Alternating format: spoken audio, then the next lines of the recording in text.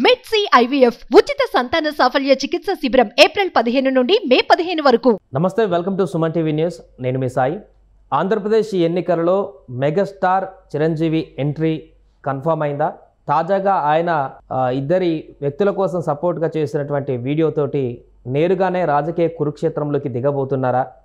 ఆయన చేసినటువంటి ఆ వీడియో తర్వాత అటు వైసీపీ నుంచి కూడా వస్తున్నటువంటి విమర్శలకు సంబంధించి ఓవరాల్గా మెగాస్టార్ చిరంజీవి మరొకసారి రాజకీయ ఎంట్రీకి సంబంధించి మాట్లాడదాం. మనతో పాటు Suman TV news chief editor Keshav గారు ఉన్నారు. సార్ నమస్తే. సో తాజాగా అంటే బహిరంగంగా సపోర్ట్ చేయకుండా ఇండైరెక్ట్గా పవన్కి మద్దతు ఇస్తారనేటువంటి ఆప్షన్ మొదటి నుంచి మనం అనుకున్నా కూడా, కానీ నేరుగా చిరంజీవి కూటమికి మద్దతుగా రిలేటెడ్గా ఇంకా ఇద్దరు వ్యక్తులను గెలిపించండి అంటూ కూడా చేసినటువంటి వీడియో నేరుగానే నేను కూడా రాజకీయ కురుక్షేత్రంలోకి ప్రచారంలోకి భాగం కాబోతున్నాను అనే ఇండికేషన్ ఇచ్చినట్టేనా?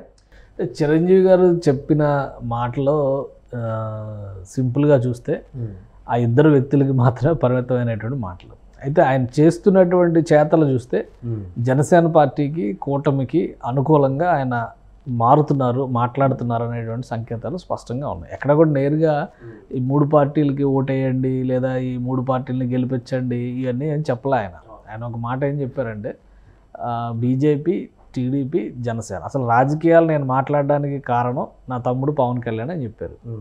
ఇన్ని రోజుల తర్వాత వాటి గురించి ఆలోచించాలనేటువంటి ఆలోచన కల్పించింది పవన్ కళ్యాణ్ నడుస్తున్నటువంటి విధానం. రెండవది, ఈ మూడు పార్టీలు ఒకటి కావడం అనేది కూడా ఒక శుభ పరిణామంగానే చూస్తున్నాను. అంటే ఇదేమి పెద్ద కూటమికి మీరు ఓటేయండి, కూటమితో మీరు కలిసి నడవండి, కూటమి మీకు న్యాయం చేస్తుందని అలా ఏం చెప్పలేదు ఆయన జస్ట్ ఒక ఇండికేషన్ ఇచ్చారు. గతంలో అలా చూస్తే మూడు రాజధానుల విషయంలో సందర్భం ఒక పీక్ స్టేజ్లో డిస్కషన్ జరుగుతున్నప్పుడు చిరంజీవి గారు ఒక ట్వీట్ చేశారు, పరిపాలన వికేంద్రీకరణ అనేది అవసరము, అది జరిగితే కనుక అభివృద్ధి కూడా వికేంద్రీకరణ జరుగుతుంది. ఈ మూడు రాజధానుల నిర్ణయం పైన ఆయన చెప్పినటువంటిది ఏంటంటే, మూడు రాజధానుల నిర్ణయానికి మద్దతుగా ఉన్నట్టుగా అనిపించి చాలామంది వ్యతిరేకించారు. ఆయన నిర్ణయాన్ని స్వాగతించి అప్పుడు వైసీపీ వాళ్ళు కూడా ఆహా ఓహో అన్నారు. చిరంజీవి గారు ఆహా ఓహో అద్భుతం, ఆయన చాలా గొప్ప వ్యక్తి అది అని అన్నారు. ఇప్పుడు అదే వైసీపీ వాళ్ళు రకరకాల భాషలో సజ్జల రామకృష్ణారెడ్డి గారు అయితే అనవసరమైన ఫ్రస్ట్రేషన్ ఎక్కువ చూపించారేమో అనిపించినట్టుగా ఆయన ఉపయోగించినటువంటి పదజాలం కానీ ఇవన్నీ కూడా కనిపించినాయి. చిరంజీవి గారు ఒకటి క్లియర్గా చెప్తున్నారు, వాళ్ళిద్దరూ ముఖ్యంగా పంచకర్ల రమేష్ బాబు ఆయన పొలిటికల్ కెరియర్ స్టార్ట్ అయింది ప్రజారాజ్యం పార్టీతో. ఆయన క్లియర్గా చెప్పారు కదా, నా ఆశీస్సులతో మొదలైన పెందుర్తి నియోజకవర్గానికి అప్పుడు ఆయన ఎమ్మెల్యేగా గెలిచారు. ఇప్పుడు మళ్ళీ అదే పెందుర్తి నియోజకవర్గంలో 15 ఏళ్ల తర్వాత ఆయన పోటీ చేస్తున్నారు ఇప్పుడు. సో ఆయన ఆశీస్సులు కోరారు, ఆయన అండదండలు ఉంటే అక్కడ ఉన్నటువంటి ప్రజల ఆశీర్వాదాలు కూడా లభిస్తాయి అనేటువంటి ఆలోచన. ఆల్రెడీ మనం ఒక వారం క్రితం కూడా ఒక ఐటమ్ ఇచ్చాం. సీఎం రమేష్ గారు ఆల్రెడీ ఒకసారి చిరంజీవి గారిని కలిసి వాళ్ళిద్దరు కూడా రాజ్యసభలో సహచరులుగా ఉన్నారు కాబట్టి ఆయన మద్దతు కోరారు, తప్పకుండా అనేటువంటి మాట చెప్పారు. ప్రజాసేవ నిస్వార్థంగా చేసే వాళ్ళందరికీ నేను ఎప్పుడు కూడా అండగా ఉంటానని ఒక ఆడియో కూడా రిలీజ్ చేశారు. ఇప్పుడు ఏంటంటే మళ్ళీ వాళ్ళిద్దరూ వచ్చి కలిసారు, ఎందుకంటే సేమ్ నియోజకవర్గం. ఇంకొకటి ఏంటంటే పెందుర్తి అనకాపల్లి నియోజకవర్గం కూడా జనసేన పార్టీ అభ్యర్థి పోటీ చేస్తున్నారు కొనతాల రామకృష్ణ గారు, కానీ ఆయన గురించి ఏమీ మాట్లాడాల. బట్ వీళ్ళిద్దరితో ఏంటి వ్యక్తిగతమైనటువంటి సాన్నిహిత్యం ఉంది కాబట్టి పవన్ కళ్యాణ్ గారు ఆయన సోదరుడిగా ఆయన పార్టీకి సంబంధించి మొన్ననే విరాళం ఇచ్చారు 5 కోట్లు. సో ఇప్పుడు వీళ్ళ గురించి మాట్లాడారు.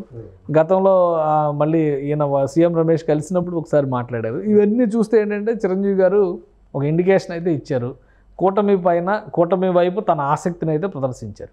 అంటే సన్నిహితులైనటువంటి ఇద్దరు వ్యక్తుల గురించే వీడియో రిలీజ్ చేశారంటే, సొంత తమ్ముడు ఇప్పటికే చెప్పారు తమ్ముడు వల్ల నేను రాజకీయాల గురించి మాట్లాడాల్సి వస్తుందని చెప్పేసి, అలాంటి వ్యక్తి ఉన్నాడు కాబట్టి తన కోసం క్యాంపెయిన్కి ఏమైనా వచ్చే అవకాశం ఉందా? పిఠాపురం ప్రజలకి ఇంకా తన ప్రచారంలోకి దిగేటువంటి అవకాశం ఉందా అనేది ఇప్పుడు ఈ వీడియో తర్వాత క్లారిటీ వస్తారు కాబట్టి ఖచ్చితంగా వచ్చే అవకాశాలు ఉన్నాయి. ఎందుకంటే ఇప్పుడు చిరంజీవి గారు షూటింగ్ బిజీలో ఉన్నారు. బహుశా ఇవాళ రేపు ఆయన ఏదో టూర్ ఉంది, ఫారెన్ టూర్ ఏదో ఉంది.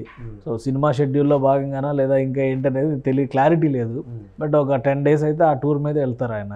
ఇప్పుడు రేపు 23వ తారీఖున నామినేషన్ వేస్తారు పవన్ కళ్యాణ్ గారు. నామినేషన్ వేసిన తర్వాత ప్రచారం ఇంకొక రేంజ్లో ఊపందుకునేటువంటి అవకాశం ఉంది. తర్వాత మే ఫస్ట్ వీక్ కానీ ఫస్ట్ వీకెండ్ సమయంలో కానీ మెగా ఫ్యామిలీ నుంచి పవన్ కళ్యాణ్కి అండగా ప్రచారంలో పాల్గొనేందుకు మెగాస్టార్ ఫ్యామిలీ హీరోలు వచ్చే అవకాశాలు అయితే చాలా స్పష్టంగా ఉన్నాయి. చిరంజీవి గారు నేరుగా వస్తారా లేదా ఇలానే ఒక వీడియో, ఇప్పుడు చిరంజీవి గారు జస్ట్ ఆయన ఆశీర్వాదం ఇచ్చాను, ఆశీస్సులు చెప్తున్నాను, ప్రజలతో అండగా ఉండండి అనేటువంటి మాట చెప్తున్నానంటేనే ఇప్పుడు దుమారం రేగింది. ఆల్రెడీ సజ్జల రామకృష్ణారెడ్డి గారు రియాక్ట్ అయిన విధానానికి అంతే స్ట్రాంగ్గా పవన్ కళ్యాణ్ రియాక్ట్ అయ్యారు. అంటే మా అన్న జోలికి వస్తే తాట తీస్తానని చెప్పారు, మళ్ళీ ఆయన స్టైల్లో ఆయన మాట్లాడారు. ఇప్పుడు ఆల్రెడీ గ్రంథి సీను వీళ్ళందరూ కూడా ప్రెస్ మీట్లు పెడుతున్నారు, వరుస పెట్టి పవన్ కళ్యాణ్ని వ్యక్తిగతంగా ఆయనకి పిచ్చెక్కిందని రకరకాల కామెంట్లు చేస్తూ వీళ్ళు ప్రెస్ మీట్లు పెడుతున్నారు. సో ఈ పొలిటికల్ యాక్టివిటీలో ఇవన్నీ కూడా కామన్. రాజకీయంగా ప్రత్యర్థులుగా ఉండేవాళ్ళు ఒకరినొకరు విమర్శించుకోవడం సహజం, కానీ ఏపీలో ఒక పరిధి దాటి వెళ్తున్నటువంటి పరిస్థితి మనకు చాలా సందర్భాల్లో కనిపిస్తుంది. ఇప్పుడు చిరంజీవి మాట్లాడడం, చిరంజీవి తన ఆశీస్సులు ఇవ్వడం అనేది కూడా అదే తరహాలో రియాక్ట్ అవుతున్నట్టుగా అవతల పక్షం వైపు నుంచి చూస్తే అది కూడా అంత హెవీగా రియాక్ట్ కావాల్సి వస్తుంది. జస్ట్ మద్దతు ఇస్తున్నామని చెప్తేనే అంతగా రియాక్ట్ అవుతున్నారంటే చిరంజీవి ప్రాబల్యం రాజకీయాలకు దూరంగా ఉన్నప్పటికీ కూడా రాష్ట్ర ప్రజల్లో అంతగానో ఉందా అంటే ఇక్కడ ప్రాబ్లం ఏమవుతుందంటే మొదటి నుంచి కూడా వైఎస్ఆర్సీపీ ఒంటరిగానే ముందుకెళ్లాలనేటువంటి కన్క్లూజన్తో ఉంది. ఇంతమంది ఒకటవుతున్నారనేటువంటి సంకేతాలు రేపు ప్రజాభిప్రాయాన్ని ఖచ్చితంగా ఇన్ఫ్లుయెన్స్ చేసేటువంటి అవకాశం. అది ఏ విధంగా ప్రభావితం చేస్తాయి అనేది తర్వాత. ముందైతే ఇప్పుడు ఆ ఆందోళన, భయం అయితే ఉంటుంది కాబట్టి అందులో భాగంగా వస్తున్నటువంటి మాటలు కానీ వీటిని మనం చూడాల్సి ఉంటుంది. ఇప్పుడు రాజకీయాల్లో ఒకరినొకరు విమర్శించుకోవడం సహజం, కానీ సజ్జల రామకృష్ణారెడ్డి గారు ఏమో రాజకీయ నాయకుడు గారు, ఆయన ఒక సలహాదారు, సరే ఒక వ్యూహకర్త, పార్టీకి ప్రధాన కార్యదర్శిగా ఉన్నారు. అంతేకాకుండా ఆయనకు ఉన్నటువంటి జర్నలిజం, మీడియా అనుభవం ఇవన్నీ చూస్తే కనుక కొంచెం హుందాగా మాట్లాడాల్సింది. మళ్ళీ కుక్కలు, నక్కలు, ముళ్ళపందులు ఏంటంటో ఉపయోగించారు ఆ పదాలన్నీ కూడా. సో దానికి పవన్ కళ్యాణ్ అంతే స్థాయిలో రియాక్ట్ అయ్యారు. ఇక్కడ జరుగుతుంది ఏంటంటే ఆంధ్రప్రదేశ్లో క్లియర్గా జగన్మోహన్ రెడ్డి గారు దాన్ని క్లాస్ వార్ అంటున్నారు. అక్కడ చూస్తున్నటువంటి పబ్లిక్ ఏంటంటే ఇంకొక విధంగా ఇంటర్ప్రిట్ చేస్తున్నటువంటి పరిస్థితి ఉంది. ఎవరు ప్రజాస్వామికంగా పరిపాలన చేస్తారో వాళ్ళ వెంట ప్రజలు నడవడానికి ఇంట్రెస్ట్ చూపిస్తారు, ఇష్టం చూపిస్తారు. సో రేపు ఇవ్వబోయేటువంటి జడ్జిమెంట్ దానికి అనుకూలంగా ఉంటుంది. ఈ క్రమంలో ఎక్కువ మంది ప్రజల్ని ప్రభావితం చేయగలిగేటువంటి వ్యక్తులు ఎక్కువ మంది కనుక ఒక పక్షాన మాట్లాడడం మొదలు పెడితే ఖచ్చితంగా దాని ప్రభావం అవతల పక్షాన ప్రతికూలంగా ఉండే అవకాశం ఎక్కువగా ఉంటుంది. కాబట్టి ఆ రియాక్షన్ అనేది, ఆ ఫ్రస్ట్రేషన్ నుంచి వచ్చేటువంటి రియాక్షన్స్ అనేవి కనబడతా ఉంటాయి. ఇక్కడ చిరంజీవి గారు చెప్తున్నటువంటి మాట, చిరంజీవి గారు చేస్తున్నటువంటి చేత, ఇవి రెండూ కూడా వైఎస్ఆర్సీపీకి ఇబ్బంది కలిగిస్తున్నటువంటివి.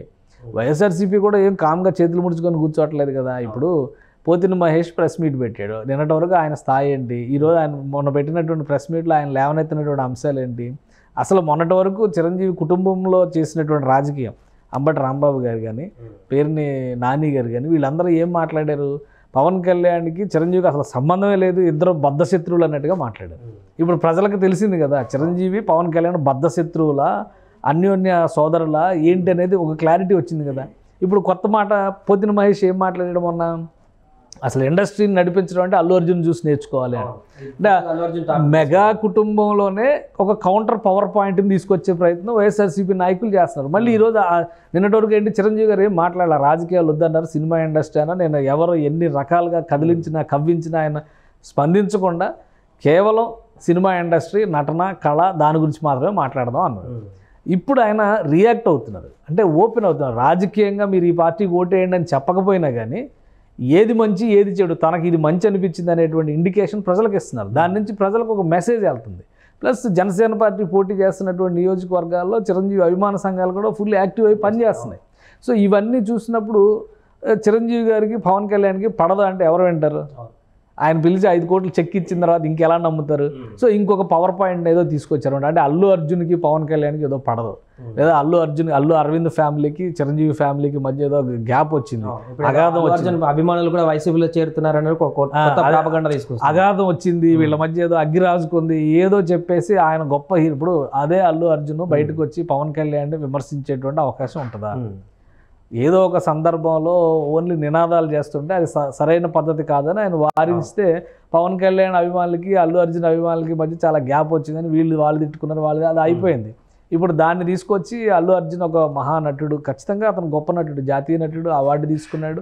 కాబట్టి వీళ్ళకంటే అతను బెటర్ నటుడు, అతను బెటర్ ఇండస్ట్రీ, అతను బెటర్ పర్సనాలిటీ, అతను చాలామందిని తయారు చేశారని ఒక కొత్త ప్రొజెక్షన్ తీసుకొచ్చే ప్రయత్నం వైఎస్ఆర్సీపీ నాయకులు చేస్తున్నారు. కుటుంబంలో చిచ్చులు పెట్టడం అనేటువంటి మాటని గతంలో జగన్మోహన్ రెడ్డి గారు కూడా ఉపయోగించారు. ఇప్పుడు పవన్ కళ్యాణ్, షర్మిల గారు బయటకు వచ్చే క్రమంలో కుటుంబంలో చిచ్చులు అన్న, మరి ఇవి ఏ రకమైనటువంటి ఇంటర్ప్రిటేషన్ ఇవ్వాలి, వీటికి ఏ రకమైన విశ్లేషణలు ఇవ్వాలి? కాబట్టి వాళ్ళు కూడా ఉద్దేశపూరితంగా కవ్వించేటువంటి ప్రయత్నాలు చేస్తున్నారు. దానికి తగ్గట్టుగా ఇటువైపు జరుగుతున్నటువంటి యాక్టివిటీలో చిరంజీవి గారు చాలా హుందాగా ఆయన మద్దతు కోరారు. అనకాపల్లి నియోజకవర్గంలో గతంలో అల్లు అరవింద్ గారు పోటీ చేశారు. చిరంజీవి ప్రజారాజ్యం పెట్టినటువంటి క్రమంలో దాదాపు 2,53,000 ఓట్లు లోక్సభ అభ్యర్థికి అక్కడ వచ్చినాయి, ప్రజారాజ్యం పార్టీ అభ్యర్థికి. సో ఆ రకంగా చూస్తే కూడా చిరంజీవి గారు ఫ్యాక్టర్ అక్కడ బాగా పనిచేస్తున్నటువంటి సంకేతాలు ఉన్నాయి. ప్లస్ ఆయన చెప్పారు, సీఎం రమేష్ గారు నేను సన్నిహితులు, ఆయనకి బీజేపీలో ఉన్నటువంటి అనుబంధం కానీ అలానే పార్టీలో ముఖ్యంగా మోడీ గారితో అమిత్ షా గారితో ఉన్నటువంటి రిలేషన్స్ కానీ ఇవన్నీ కూడా ఆ ప్రాంత అభివృద్ధికి ఉపయోగపడాలని నేను కోరుకుంటున్నాను. అందులో తప్పే ఉంది. చాలా ఇప్పుడు ఒకవేళ జగన్మోహన్ రెడ్డి గారి పరిపాలన అరాచకంగా ఉంది, ఇలాంటి పరిపాలనకు మీరు చరమగీతం పాడండి అని ఏమన్నా పిలిపిస్తే ఉలికి పాడాలి.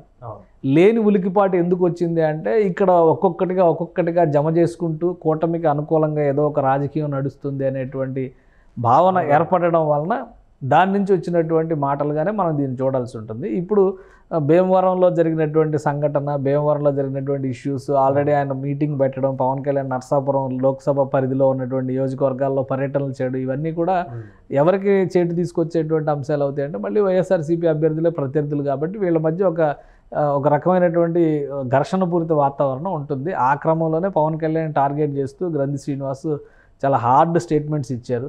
ఆయన ఏదో పిచ్చి ఆసుపత్రిలో చూపించాలి, ట్రీట్మెంట్ చేయాలి, అది కూడా చిరంజీవి గారే తీసుకెళ్ళి చూపించాలి అని.